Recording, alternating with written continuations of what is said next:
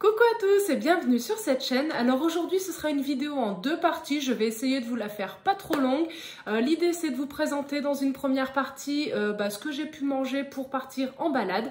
Je précise que ce n'est pas une randonnée intense et endurante.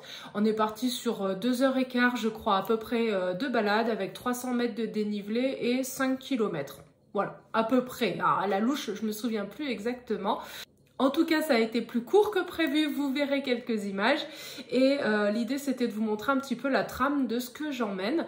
Généralement, les féculents, quand je pars en balade ou en randonnée, sont vraiment au cœur de ce que je mange. J'essaye d'éviter trop les sucres rapides. Je les garde vraiment si j'ai des coups de mou.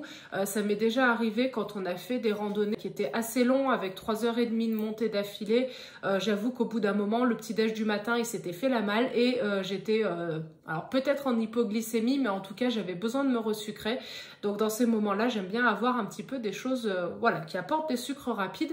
Sinon le matin, je mise tout sur des sucres lents qui vont me tenir au corps le plus longtemps possible. Et la deuxième partie de la vidéo, ce sera pour essayer de customiser. Alors c'est un produit qui n'est pas sain de base, hein, je suis bien d'accord, mais en fait généralement, dans ce type de produit, généralement ce sont les sauces qui vont avec, qui sont bourrées de bazar. Celles-ci par contre ce sont des nouilles qui ne sont pas sèches mais qui sont pré-cuites, donc pour pas qu'elles collent ils ont rajouté forcément 2-3 additifs.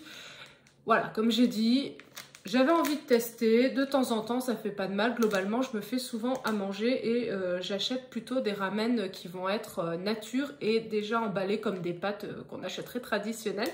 Donc voilà, exceptionnellement, ce que je vais faire par contre, c'est que je ne vais pas mettre le sachet d'assaisonnement.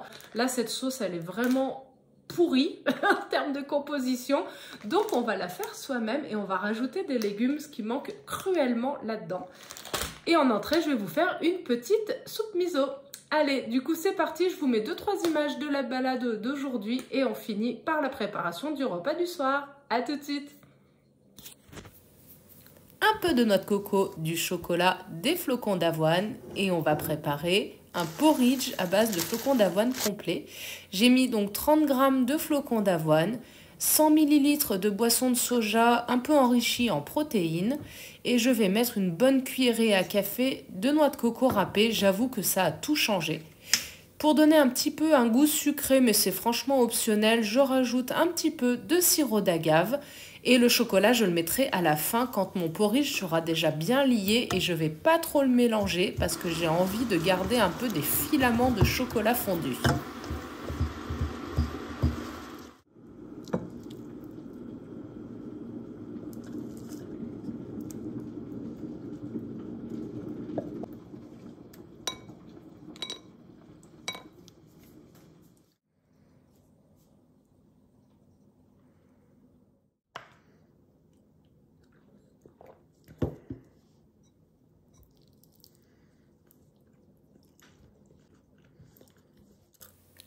Pour me féliciter de la montée, un petit soda avec des petites choses à grignoter, amandes et tomates cerises pour faire un pseudo apéro. Pour le repas, j'ai préparé du taboulé Carrefour avec des saucisses végétales de séitan. Bien entendu, le chocolat en dessert avec le café pour mon homme et le thé au citron pour moi, de l'eau plate et de l'eau chaude bien entendu. Et j'ai oublié de vous montrer le dessert, des compotes pommes fraises. Right there on top of the moon. Sit and do nothing. I wish we were bold to just fly away. I don't wanna care. Just be here and I'm good alone. I'll be okay, miss you like an old friend. Too scared now, thinking I should call up. I'm not.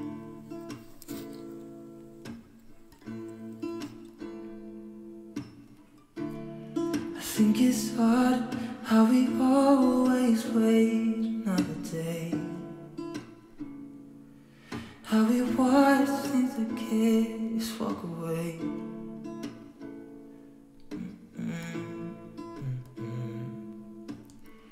Let's live down by the water, watch it come and go home. I wish we were...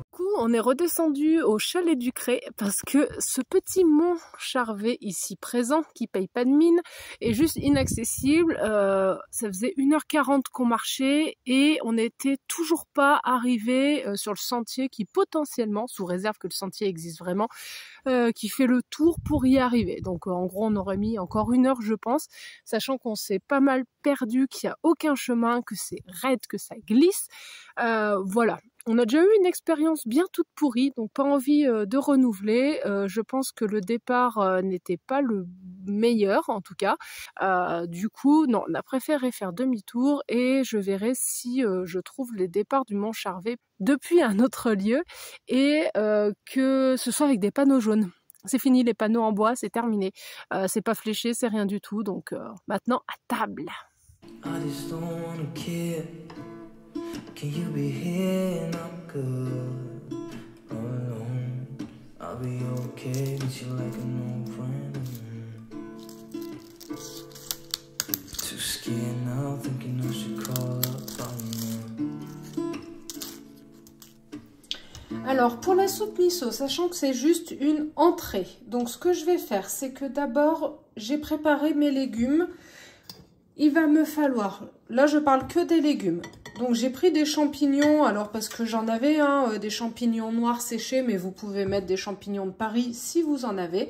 On va partir sur quelque chose de très simple et facilement reproductible. J'ai mis un tiers de courgette, une demi-carotte, un demi-navet, quelques feuilles vertes de poireaux et un demi-bloc de tofu. Il y en a à peu près 80 grammes je crois, non 70 grammes. Voilà, l'idée ça va être de tout mettre dans le bouillon et de rajouter donc des aromates que je vais vous montrer juste après. Le temps de préparer mes légumes, je vais faire infuser les champignons dans l'eau et ensuite je les enlèverai parce que personnellement je n'aime pas. Si vous aimez, vous les laissez. Personnellement, je les utilise uniquement pour donner du goût à mon eau pour le départ. Et je vais mettre aussi une feuille de laurier. Ça, c'est ma petite touche personnelle. Alors je mets pas mal d'eau parce que comme ma plaque elle carbure tout le temps, après je me retrouve, j'ai plus d'eau dans ma préparation. Mais vous pouvez en mettre un peu moins. Donc ce que je vais faire, c'est que chaque légume, je vais le couper avec une forme différente parce que je trouve que ça fait plus joli après dans l'assiette. Donc mes courgettes, je vais les couper en quarts comme ça. Mon navet, je vais en faire des petites tranches toutes fines comme ça. Le poireau, je vais l'émincer finement. Et la carotte, je vais tenter d'en faire des fleurs. Donc l'idée, c'est de faire des petites entailles en triangle. Voilà, qu'on enlève. Donc, comme elle est très vieille, comme je disais, ça ressemble absolument à rien. Mais imaginez que ça ressemble à une fleur ou à un cœur. Vous mettez la forme que vous voulez. L'essentiel, c'est que quand on le coupe, bah, ça fasse une forme un peu rigolote ou sympathique. Voilà. J'en ai fait des plus belles, mais là, j'avoue, c'est raté. Voilà, donc ça a bouilli. Ça a été en ébullition pendant 5 minutes à peu près. Je pourrais y laisser plus longtemps, mais déjà rien qu'à l'odeur, là, on sent le champignon et beaucoup le laurier. Le laurier, franchement, ça fait pas du tout partie de la recette initiale. Hein. C'est juste que moi, j'adore ça. Quelqu'un en avait mis devant chez lui en disant « servez-vous ». Du coup, j'en ai et je vais l'utiliser. En fait, ça va être très simple. On va mettre de la pâte de miso. Alors moi, je mets de la rouge parce que c'est celle que j'ai. Si vous aimez pas, vous pouvez prendre de la blanche qui est beaucoup moins forte. Celle-ci, elle a du goût, c'est ce que j'aime. Donc, on va pas en mettre trop. Mais la blanche a beaucoup moins de goût. Et je crois, je ne me souviens plus que j'avais regardé la traduction. Ça veut dire qu'elle est allégée en sel, celle-ci. Voilà. Et mes débuts de japonais disent que ça c'est miso et donc ça c'est koji miso. Bon, je sais pas ce que ça veut dire ça par contre. Ouais, et puis les 25%, je pense que c'est qu'il y a moins de sel. Normalement, le miso, il faut le mettre au dernier moment et le laisser infuser parce que il deviendrait un peu amer quand on le fait réchauffer ou cuire trop longtemps. J'ai jamais ressenti ça. Peut-être parce que je ne suis qu'une amatrice et que du coup, je passe à côté de quelque chose. Mais du coup, moi, je le mets dès le départ pour que les légumes s'imprègnent du goût. Et je vais d'abord essayer de le faire diluer avant de mettre mes légumes. Alors, eux, ils utilisent un petit appareil exprès pour le diluer. Du coup, moi, je vais faire avec les moyens du bord. Voilà. On va rajouter nos légumes. Vu que j'ai coupé tout fin, ça devrait cuire assez rapidement. Et je vais rajouter du gingembre parce que je n'en ai pas du frais. Voilà.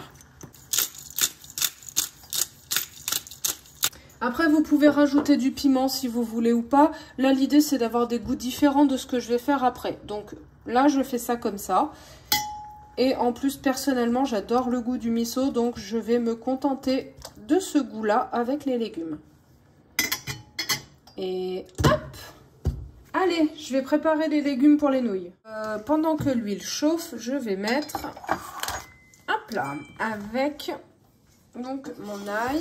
J'ai mis 2 grosses gousses d'ail et j'ai mis un demi-oignon que j'ai coupé en quart. Ça fera des petites lamelles. Je vais mettre du gingembre. Si vous n'aimez pas, vous n'en mettez pas. Du poivre. Pour mes légumes, donc, j'ai coupé assez finement pour que ça cuise vite. Donc, mes carottes en petites juliennes comme ça. Les poireaux, je les ai coupés en petites rondelles. Les courgettes, je les ai coupées aléatoirement. J'ai tourné ma courgette un peu dans tous les sens pour qu'elles aient des formes différentes. Et mon navet, j'ai coupé en tout petits dés. En fait, ça se présente comme ça, les nouilles. Donc là, elles sont déjà pré-cuites. Il y aura juste à les rajouter dans ma préparation pour les faire lier avec. Et le petit sachet d'assaisonnement, en fait, c'est en poudre. Je pensais pas. Il est là. Mais on va faire différemment. Donc, une fois que les arômes auront un petit peu diffusé et que mes oignons seront translucides, ce qui ne va pas tarder, je vais rajouter tous mes légumes.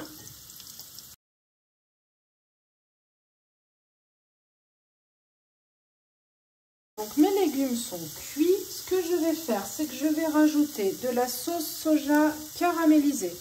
Si vous n'en avez pas ou si vous ne préférez pas, vous mettez de la sauce soja normale et vous rajoutez une cuillerée à soupe de sirop d'agave, par exemple. Donc là, je vais en mettre une cuillère à soupe, à peu près, un peu moins. Voilà. Une cuillerée à soupe de sauce voisin, qui est donc à base de soja. C'est des petites cuillerées à soupe. Il n'y a pas beaucoup de légumes. Je vais finir mon mirin. Donc je pense qu'il y en aura une ou deux cuillerées à soupe. Une. Voilà. Et hop. De la sauce sriracha. Ou alors vous rajoutez du piment si vous voulez. Et là je vais rajouter mes nouilles que j'ai rincées un petit peu pour qu'elles se détachent mieux. Mais normalement on les met direct. Voilà, je vais faire dorer ça un peu et je rajouterai au dernier moment un petit peu d'huile de sésame juste pour qu'elle chauffe. Et j'ai oublié de rajouter une petite cuillère à café de vinaigre de riz pour essayer d'équilibrer un peu les goûts. C'est un peu tard, il aurait fallu le faire avant.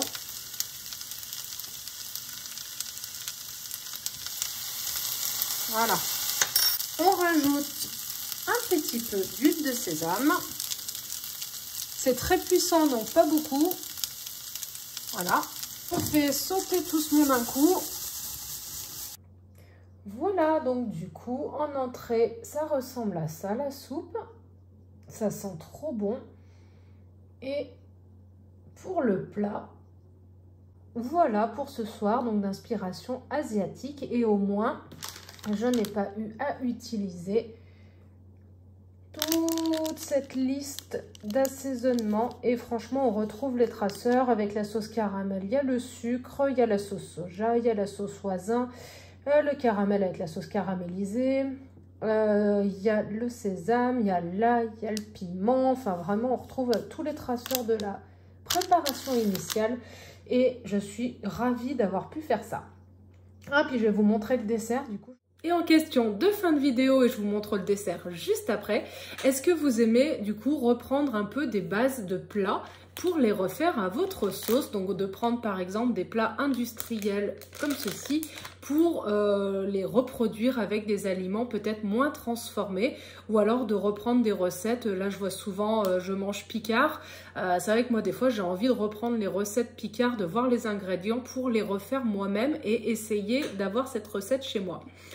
Voilà, c'était la question du jour. Et les desserts, c'est ça. En fait, ça se trouve au rayon congélateur, en l'occurrence à Carrefour. Et c'est bon. En fait, c'est avec de la pâte de haricots rouges à l'intérieur. C'est alors en coréen, je ne sais pas comment ça se dit, mais en japonais, c'est des hanko. C'est de la pâte de haricots rouges. Donc, c'est pas les haricots rouges du Chili. Hein. C'est des mélanges de... C'est des haricots azuki, c'est des haricots rouges et je crois qu'ils sont rouges à l'intérieur aussi. Je suis pas sûre, j'ai peur de dire une bêtise.